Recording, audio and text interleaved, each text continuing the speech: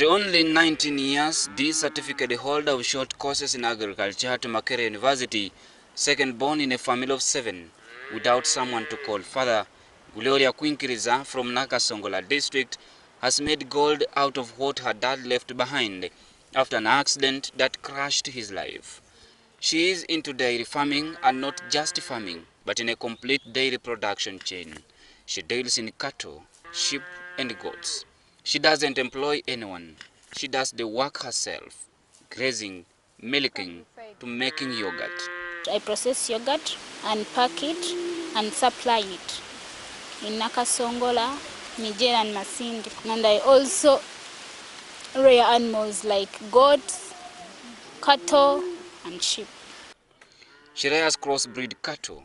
To her, crossbreeds are not laborious and can withstand some diseases, as well as the hot weather of Nakasongola district. Nevertheless, she takes care of the animals, just like the exotic breeds are taken care of. Keep the hygiene of the animal. You have to know that your animal is sick and it is on treatment. You're not supposed to milk it. You give it 3 days milking. You leave it for 3 days after treating it. And the second thing, you have to also know about the health of your animal, because when it is sick, it will give you little products. It will give you less milk when it is sick. And you have to also mind about the feeding of your animal. You have to feed it clean water, and you give it enough food and enough water. To withstand the hot weather conditions, she gives the 200 dairy cows a lot of water. Perhaps this is the only labor-demanding exercise she goes through. You have to give them clean water, because if you don't give them clean water, fortunately they will get sick.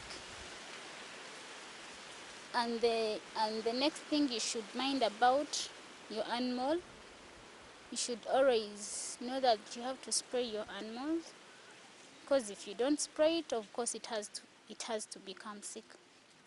So you have to spray your animal, clean the place where you're spraying from, and when the time of milking comes, you have to make sure your hands are clean.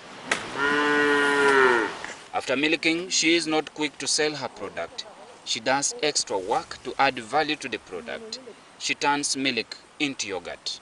When I process 40 liters, I buy a can on 26,000.